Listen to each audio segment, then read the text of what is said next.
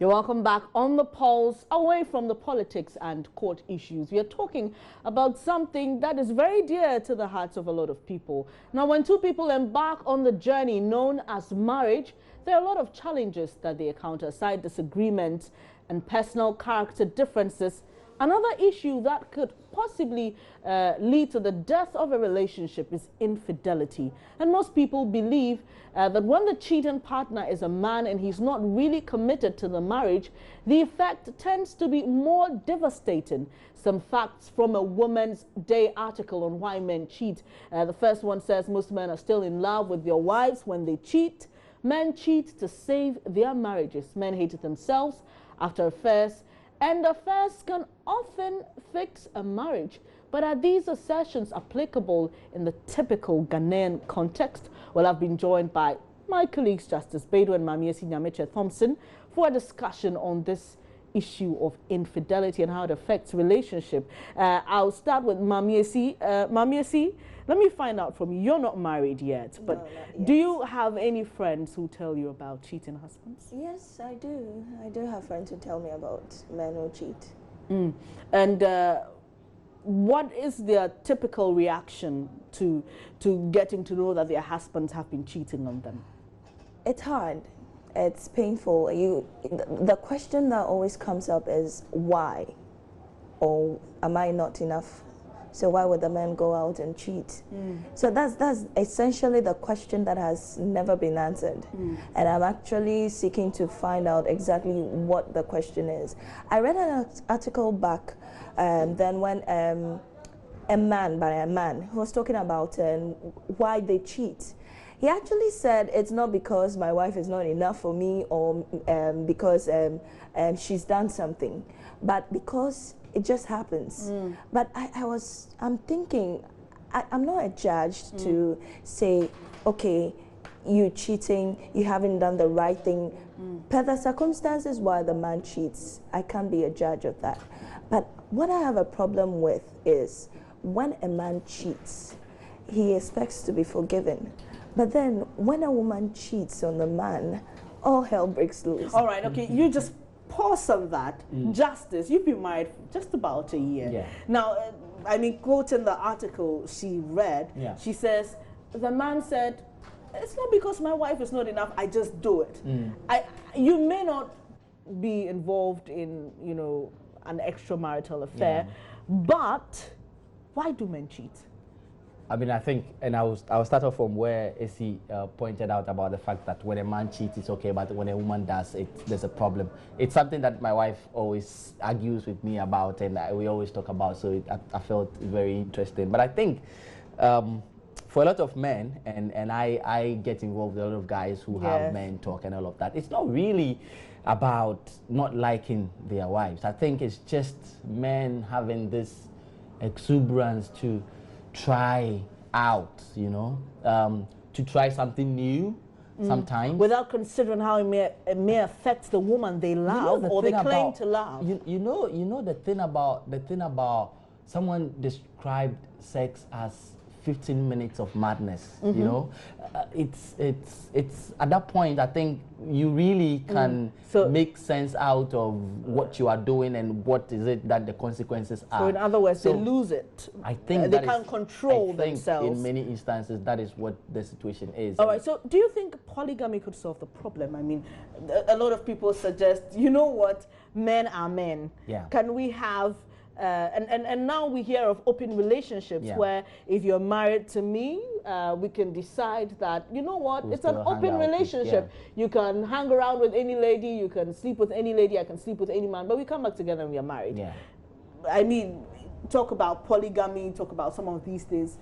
Is that a solution to the problem? I do not think so. I do not think so. I think that if one woman isn't enough for you, 4 women wouldn't be either. I mean, I think that it's just an issue of just making your mind up to say that yes, I have gotten to the point where I've decided to settle down, and that is what the commitment means. Then otherwise, there isn't any commitment. Essie, can polygamy and an open relationship solve the problem? Well, I'm not debating the fact that polygamy has been an issue. It's been a cultural issue with us all along. But we've gone ahead of that position to ask me. Some men still practice polygamy. However, I think that it's a matter of being disciplined. It's a matter of staying with a woman. You chose to be with that woman. That's why you decided to get married and stay locked to that person. Yeah. And so I would say that it can't necessarily be a solution to the problem. It's about both of you working things out. That's it. Well, what if the man says, well, that's not the reason I got married. I got married because I want social status, not because I want to stick to one woman. But before you answer that, I had a colleague in school, and she came from a polygamous family. Her father had 3 wives, and they were very peaceful. They go to the market together, and I was really surprised that anything like that could happen here in Ghana. But Issy, do you think another thing that could solve the problem is women just living with the fact that, look, I've married this guy, but he's not mine alone? Well, I think that it will be hard to accept if it's me. But what I'm saying, it's a matter of individual preference. You see, one too is that if the woman is aware, this is what I'm getting myself into, I accept it and I'm going to live with it, fine, fair enough. That's what you want to do. And so you accept the responsibilities, you accept the implications, whatever it comes with it. But I'm saying that there's not going to be any, for me, I don't think there's going to be a fast rule about solving what's going to stop cheating. A man, anybody can be the victim. Yeah. You know, I don't know how the circumstances are going to be. Anybody at all can be the victim. But for me, the important thing is to be able to solve it and then move on with the relationship. You know, as in, if you found somebody cheating, whether be the man or be the woman, what led to that circumstances? How can we deal with it? All right, now that takes me to my next question, Justice. You say you have a lot of men talk. Yeah. Is there something you pick up that is the cause sometimes for infidelity? Do the men sometimes share some of the reasons? I know some of them say, you know what, my wife is beautiful, she's enough for me. Yeah. But do you sometimes get certain factors or pointers as reasons why the men cheat? Absolutely. If you can share with us. I think it's on a personal level, I always like to see new things. So even with the same person, with my wife, I want to see her like looking. There should be something. When you say see new things, what do you mean? You know, body, like what exactly? I mean, of course, you can't add or reduce your body, but then I think that you should, looking at the same thing, fresh every time, you know, like appealing. Having to stare at the same thing for what, a year, 2, 3 is boring. So what would you consider as a new thing about a woman? The way you dress, the way you smell, the way you walk. So what, I should change my perfume every 3 months? Of course, if you have to. So because I mean, I think. But do you have something new about yourself every 3 months? I mean, of course, that would depend on whom I'm also dealing with. But like I'm saying, the reason a lot of men would usually consider another woman is obviously because they see something in that person which they wouldn't necessarily see or have. All right. So apart from changing or looking for something new in your spouse or your partner, I mean, I also think that it's an individual thing. Marriage and a lot these days I see a lot of people, all of us are excited about marriage, and there's a wedding every weekend. But isn't it exciting? It's good. I think it's exciting. But then the most important thing we should realize is that marriage isn't a day's activity. It's something you're committing yourself to for life. And when I say individual, AC was talking about how some people find it okay living in a polygamous. In the last month, I interviewed a man in the Upper West region who is married to 10 children with 50. 10 women? 10 women with 50 children, all living on one compound. And everybody is happy. All the women are happy, all the children are happy. So is it that modern women are too demanding? We want one man to ourselves? I mean, yeah, that's what I'm saying. I think it's an individual sort of thing, and where you come from, the sort of cultures that are around you, what the people find to be acceptable and what they find not to be. All of these come to play. But I think that the most important thing is for everybody to realize that marriage is commitment. It's everything. Once you get into it. So it's possible to lose commitment at some point. For some, yes. For some people, yes. Yes. Essie, you're shaking your head. Well, what is it you want to say? Tell us. Well, fine with your point. But I want to ask this very important question. Why is it that when women cheat, it's so difficult to forgive it? It's our culture. I think it's our culture. Chimamanda Adichie wrote in a recent article that the sort of culture where we live in, we condition, I'm sure you would have seen it, we condition women to aspire to marriage and don't do same for men. So we already have a sort of an imbalance where women see marriage as their sort of trophy for their life, and men see it as, well, it's a matter of course. I have a job, I have a house, now they say I should get married. So it's the women who have a responsibility to do all the right things. But so for example, if you don't cook for your wife, it's a problem. If you don't cook for your husband, it's a problem.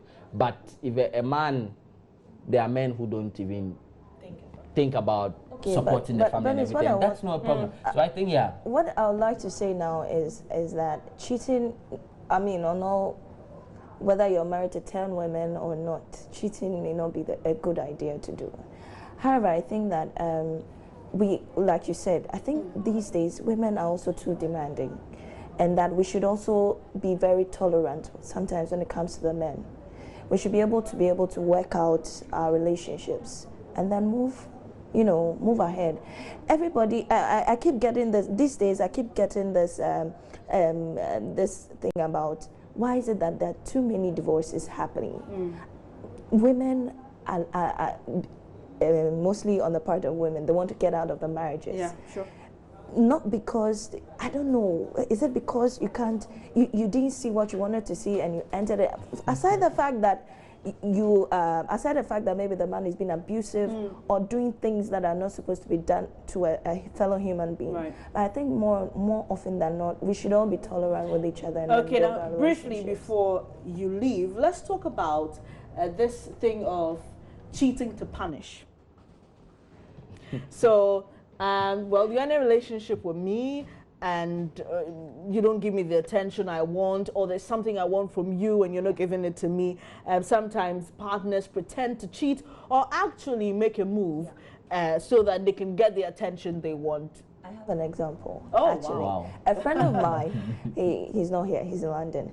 He told me that his wife decided to, I'm not going to allow you enter the royal palace, for some time because you didn't do this, do that, So he told me that, look, if the man comes to you and asks you to give me, just let him have it, because he can get it anywhere he wants. He actually went out because he wanted to and did it. Up till date, his wife is not aware, but he did it anyway. So sometimes women hurt themselves? Yeah, I think sometimes we push them out. We push the men out to do what they have to do. But I think that on some occasions too, we should be considerate of the men that we are married to, and not push them out. Because if you push him out, he's going to get more women at his beck and call than you can even think about. But Justice, it's not only men who cheat. Some women cheat, and some of them do it with style. Yeah, and someone once said that it's impossible to find out a woman who cheats.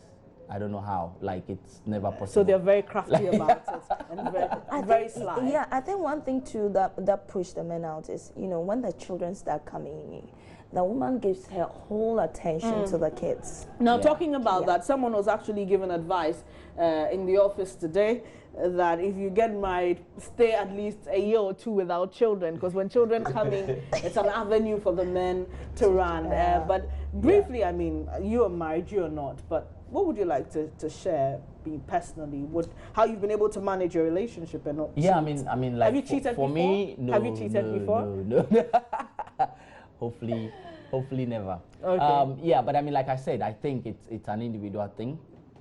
Marriage shouldn't be by force. Like, I have seen people who have said marriage is not my thing, and I respect that. And I think that, yes, if you don't think you can have that sort of commitment, you don't need to get into it at all. Because look, the most difficult thing is to get into a marriage and then realize after 1 year, 2 years that I don't want to be here. I'm not happy.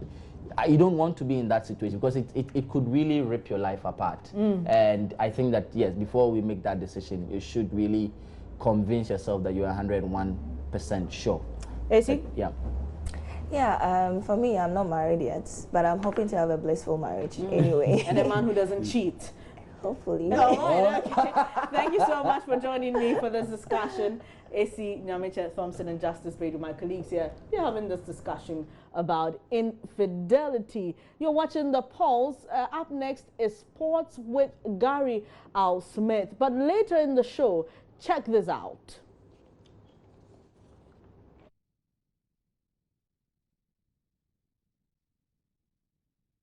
Several others preparing for what they call JM Twaso concert. Tomorrow, we'll be speaking to some of them.